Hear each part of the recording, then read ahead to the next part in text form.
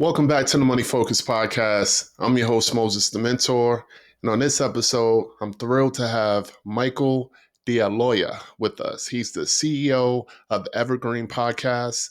Michael has transformed Evergreen from a small startup to a global podcast network with over 20 million downloads. So he's here to share his incredible journey and his insights on building such a successful podcast network.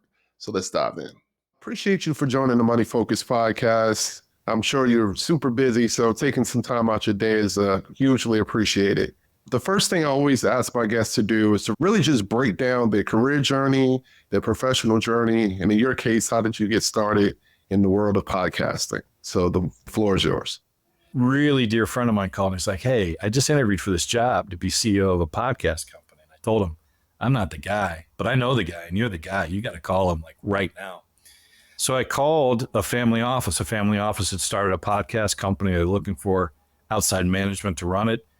Turns out the woman who was running the family office, practically a neighbor of mine, lived a few blocks away. We both lived near Lake Erie here in Cleveland, Ohio. And we knew each other's families. We kind of like done the dance around each other, but had never met. And she finally hired me, and I took over as CEO of Evergreen Podcast in January of 2017. It was me, 2 interns, and 10 terabytes of old radio shows that the family office had acquired and wanted to put into podcasting. So that's how we started. It was in 2017.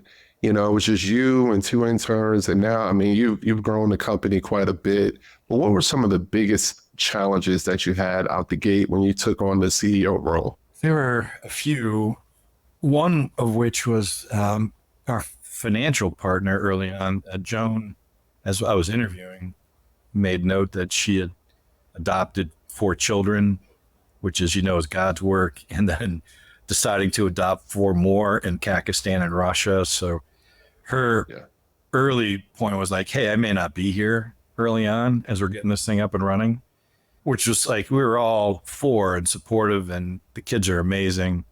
But there are days where it's like, we got payroll due on Friday. We may need, to draw a little bit down on the investment side. So that was, just learning how to communicate through that early on. The early brand of Evergreen was called Front Porch People.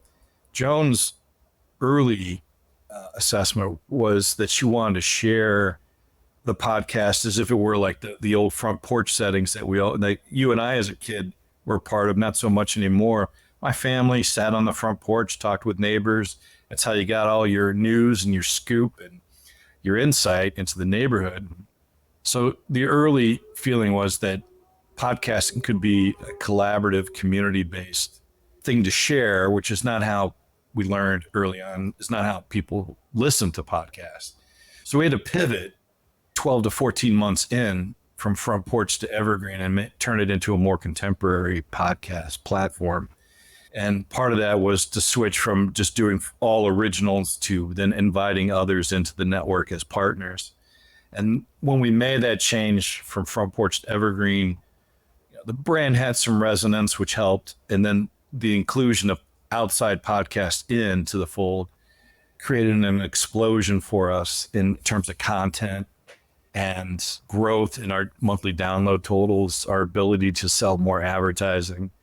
So that early pivot and the early need to communicate when we needed financial help and support were 2 of the early issues that I remember having to fight almost on a daily basis.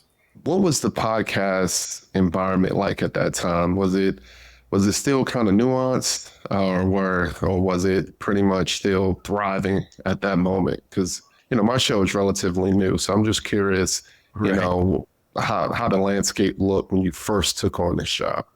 Well, I think looking back, the environment was probably a bit more robust than it is today. As with any growing industry, you start to see consolidation, and the trailblazers, for whatever reason, begin to disappear, and you've got upstarts taking shape and form, which is happening today. So in 2017, you had a number of large independent podcast companies, Wondery, Gimlet, for example, which were really leading the charge with a lot of exciting new original content. and making trailblazing on how much money they could raise. I mean, they both raised probably 30 million plus at that particular time. They all got acquired, and they were one of many podcast, like this original group of podcasting companies that got acquired. Cadence 13, Pineapple Street. A lot of the original founding companies have disappeared, or just aren't independent anymore, and they're part of these large conglomerates, which is, everyone wants an exit. There's no doubt about that. We do too. But, there's just, the landscape has radically changed because of that initial consolidation and acquisition by large corporate companies. And then, of course, in 20 and 21, you started to have, ad dollars starting to fleet back out of the industry. And then obviously the capital that was building podcasting started to remove itself too in 22 and 23. So it's a little bit different. Listen, it's still a growing industry. It is far outpacing any other media form in terms of growth. The advertising has never materialized, I think, as strong as people would have thought. So we're fighting that fight. There's probably an over-reliance on the monthly download number as a true indicator of what listenership might have been. And there's a lack of capital. Now, we see that as an opportunity. We're pretty fortunate. We've got a family office that's been behind us since the very beginning. There's a lot more trust with the executive team and the family office that we've earned over the years. And when we need our additional financing for a series of acquisitions, which we've undertaken since last August, we've acquired 6 companies at this point. We got 2 more that we're negotiating through. We kind of see ourselves as this alpha podcast company that's consolidating at what I would call the Jan Brady level. We're kind of like that. There's a middle tier that's kind of forgotten about, but we are all suffering from the same things: lack of working capital, lack of a full team to help propel you to the next level. You probably have 1 or 2 main shows and then just a number of laggard shows. And so you got to consolidate those significant shows together under one banner. And we've been lucky enough to do that. And we're starting to get some traction in the industry too, where a number of years ago, we probably weren't even on Apple or Spotify's radar. Today we have both those companies. We're in constant communication on a monthly and quarterly basis as to what new shows we've got coming out. So there's a lot more attention being paid to us in the industry because I think we've got the team, the executive teams do it. We've got the financial wherewithal at the moment to do that. And then 3, what doesn't get talked about a lot is internally we've invested in what I would call enterprise level systems. Megaphone for hosting and distribution, for example, NetSuite for our financial and accounting, HubSpot for our sales. That firms our size just do not have the resources and capabilities, for the most part, to have internally. That's something we invested early on. Is we want to be an enterprise level company, so we need enterprise level technologies to get us there. Exactly. It's expensive. Not everyone has that capability. But I really feel like it's going to serve us well again in 25 and 26, especially if we get these final 2 acquisitions done. We'll be triple the size of what we were a year ago, which is just lunacy in a lot of respects, right? And we've been able to, so far, kind of control the beast of growth and accumulate everything internally, digest it, and provide process and procedure and control, which are, critical things that you need as you're growing. Not to say growth highlights all your weaknesses, for sure. And we're just very cognizant of that and do our best to manage it on a day-to-day basis. That's nice. I think those investments you're making, it's just going to make it easier for you to scale up, so those systems are a necessary investment, I feel. So that sounds good. Scale is everything in this industry. And those who can scale up to 200 million downloads a year, 300, 500 million downloads, those are the groups that are going to get, notice. And that's the range we want to be. We're also launching our own video on demand channel, which will have a heavy influence on on the audio side as opposed to video, with our top 20 and then top 40 shows being placed on that. And if they have a video component, like your podcast, we're recording, we can put that now on not only a YouTube platform, but a video platform that is on Apple TV, LG, Vizio, all the major television platforms as a app that you can download or a channel that you can watch. We think this is going to be a monumental chance for us to grow. What is the difference between a download and a listen? Yeah, a download is that particular episode that's been put into a listening queue, and you may or may not listen to it. A listen by IAB, because we focus on IAB compliance as any reliable podcast network should. Our hosting distribution platform, Megaphone, is IAB compliant. So we're all playing by the same rules to our advertisers, which is important. But a listener, it's some fraction of time that the show is then being listened to or being played. Listening is a hard thing to monitor and to track, but play, I mean, it probably should be better to be defined as a play for a certain period of time, then counts as a listen. So there are different. And then to add a layer of complexity to it, we talk about impressions. And impressions is simply the number of ads that are in that episode that have worked their way through that listen. So let's say if you listen for 5 minutes to a podcast, that's probably going to count as a listen according to IAB statistics. And you're probably going to have at least 2 ads in that 5 minutes, the initial 5 minutes. We like to structure our shows with 2 pre-roll ads, 2 mids, and a post. And, so in 5 minutes, you're probably going to get those 2 pre-roll ads, listened to and heard. So that would be 2 impressions on that particular show. 1 listen, 2 impressions, 1 download, right? So, it's crazy. And the podcasting industry is so far behind technology in terms of how to really define all of those. And now we're talking about engagement, which is yet another statistic. And engagement is the percentage of how long they listen to that episode. A lot of our children's shows, you'll see an engagement of like 150, 200%, which is the kid is listening to that podcast and then going back and listening to it again. Over and over. You're exactly right. Whereas a true crime podcast might have a 75 or 80% engagement. They're listening to it, and then for some reason maybe they had to leave for work or go to dinner or whatever the case may be, so they stop listening. Hopefully they'll come back and finish it up. So yeah, there's a lot of statistics out there, a lot of definitions. The industry I know is working really hard through like the Podcast Academy, IAB, to have some reliable statistics, because the more reliable statistics and better definitions you have of what a download, listen, play would mean, it is only going to help you sell to the advertisers. Makes sense. So for someone, listening that, has a podcast and, would love to join a network like yours, talk to us about how you actually identify potential podcasts to join the network, and if there's particular metrics that you're looking for that helps you make that decision to say, hey, Moses, come on and join the team. So talk us through that. We vet the same way, but by using different measurements based upon genre.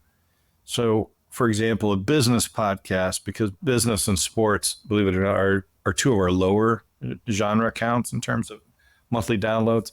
It's probably a little easier to get onto the network relative to our music, history, health and wellness podcasts, some of our larger categories, true crime. Those shows at this point in time are probably going to have 25,000 downloads a minimum in those categories to get onto the network. Whereas business, where 1,500 to 2,500 downloads a month would probably get you onto the network. Now, every network is different and every category is different. There are some networks that, if you're not doing 100,000, probably won't get on. We're a little smaller than most of the larger networks, so we can take risks still. And we built the network on that 10,000 a month download show to 100,000. The reason for many years we capped it at 100,000 was the industry for many, many years, if you were starting to hit six, figures a month in downloads, there were networks that were pretty much going to promise you a minimum guarantee on that show. So they were paying the show up front for future revenue streams. And we didn't play that game. And to this day, we only have 2 minimum guarantees in house. And while those shows have done well for us, it's at a moment where we're kind of reconsidering what that strategy means for us. When the last sort of downturn in the advertising market took shape in 21 and 22, those minimum guarantees disappeared because the networks couldn't afford to pay them anymore. And they were starting to get pretty rich.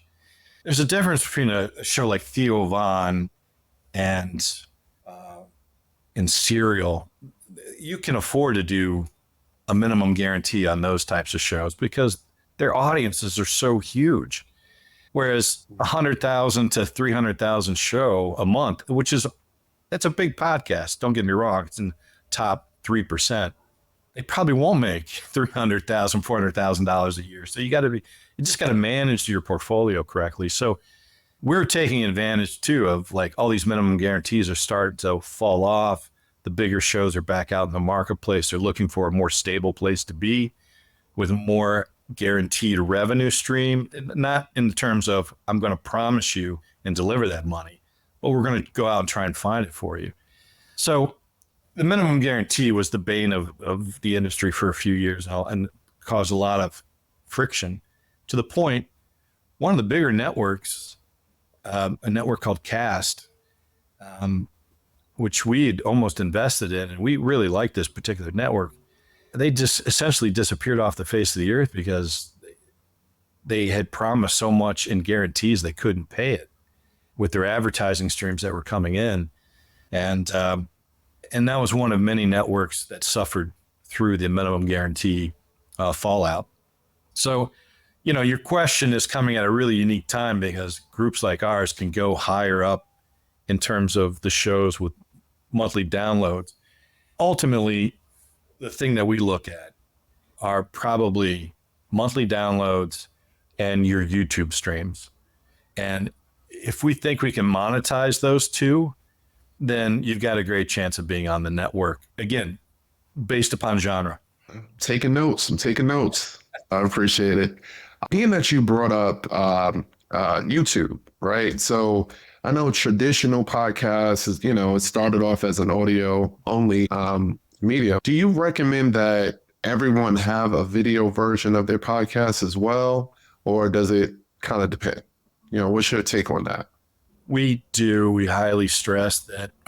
In fact, if you're going to start a podcast, we always say start with, you're using Squadcast, for example, right? So we always say jump on Squadcast or Riverside, record both audio and video, and distribute both.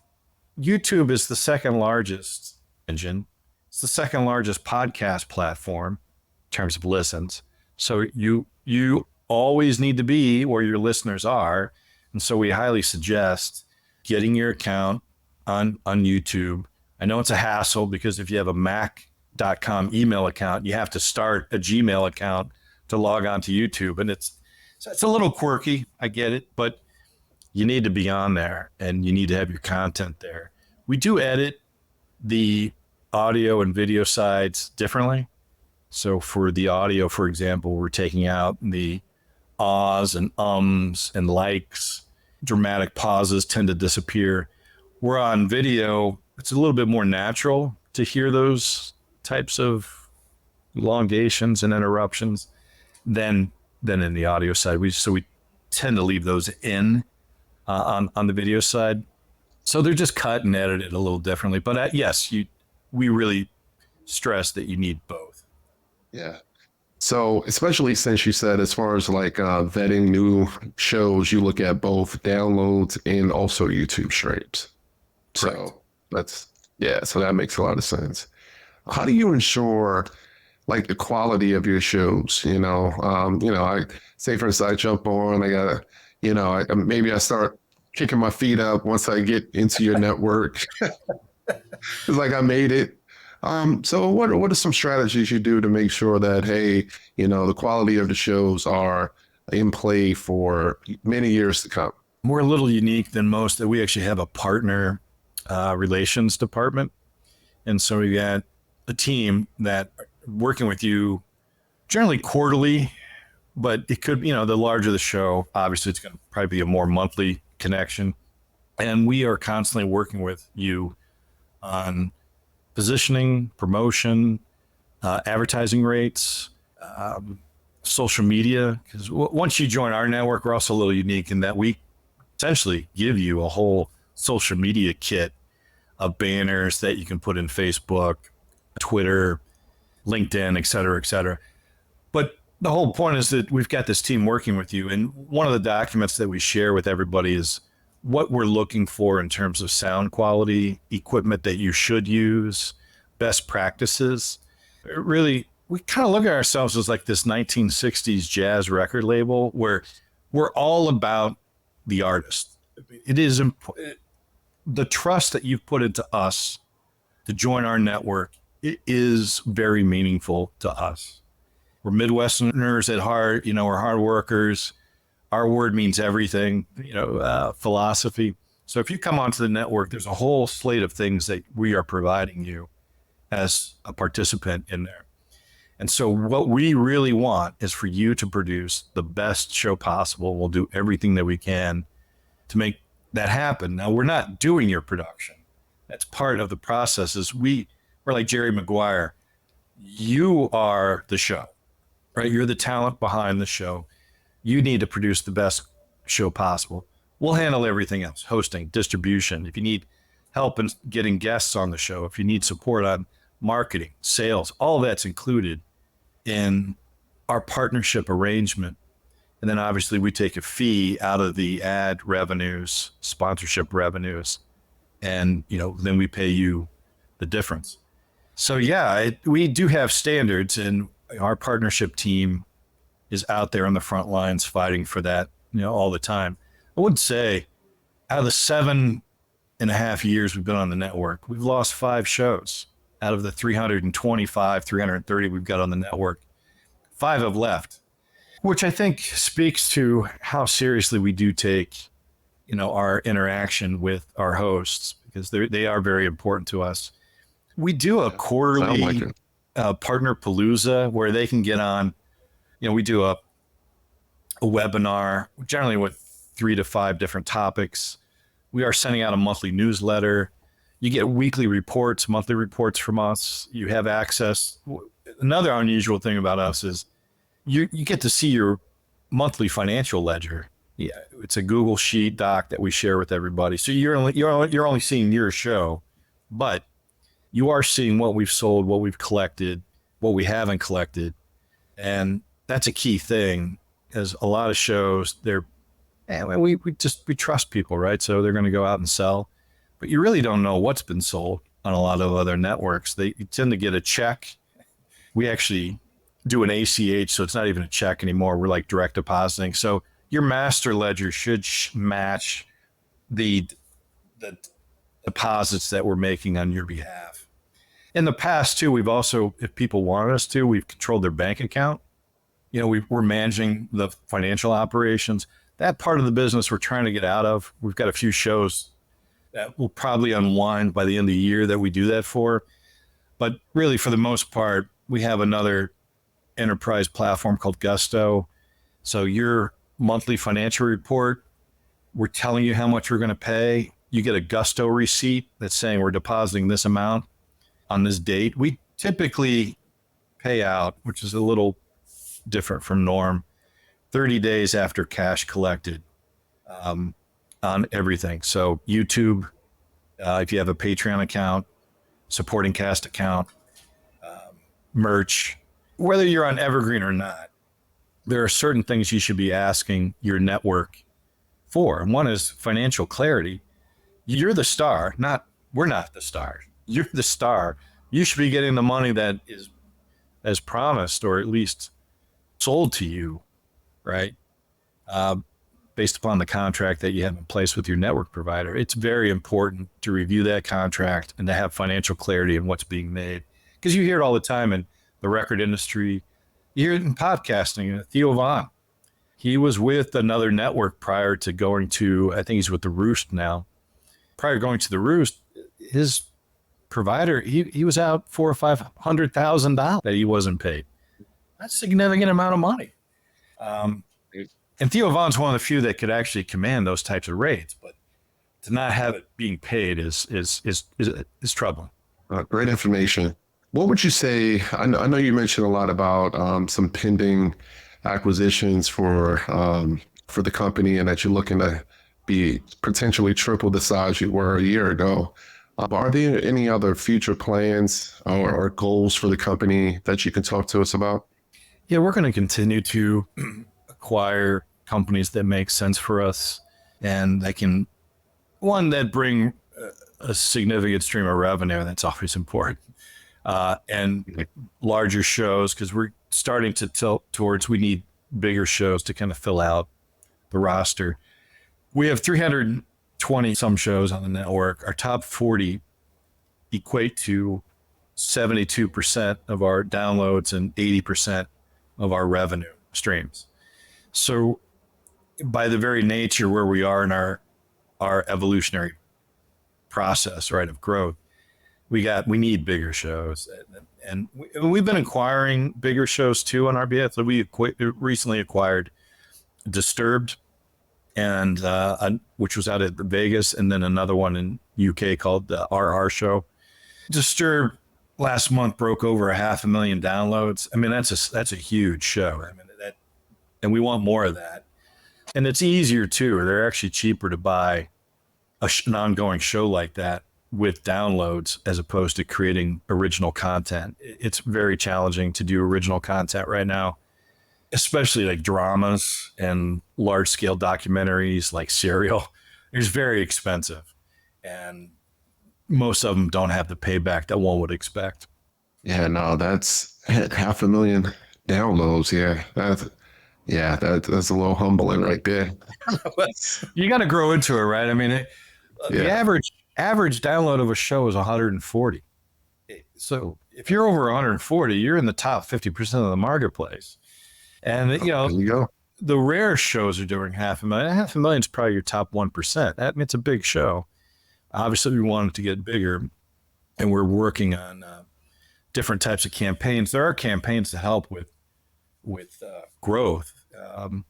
We use two particular platforms for audience growth. One is called Rockable, and the other one's called Trailergram. And essentially, they create, and they're both of different cost structures. So your Rockable is more your premium, $1,000 plus minimums to buy into Rockable campaigns. Trailergram, you can start at $500, which is great. And essentially, they're digital ad campaigns directed towards the demo that you define for either of those services. So on a business show, probably looking for, degreed, white collar, making over $75,000. I'm just throwing, stuff out for a business type podcast. And we would find those demographics in Trailergram, click on those, and you would start seeing the show in the Wall Street Journal, New York Times, USA Today. If you click on that banner, I'd like, oh, I see this podcast is on the 2024 election, for example. You click on it. Instead of going to a website, it starts playing right then and there. And that's what you want. You want to capture the attention of the listener as quickly as possible. I don't want to click through 2 or 3 places to start listening. So Trailergram and Rockable both allow you to create really eye-catching digital ads that once you click on it, it starts playing right then and there. They're IAB compliant, which is very important, and can dramatically change the audience growth of a show. The problem with both of these, and they're working from this issue, is it's like a Marvel movie opening. You get this huge bump of new listens, but very few actually stick around and subscribe, right? So what's the next tool that's going to help with post-listen subscription?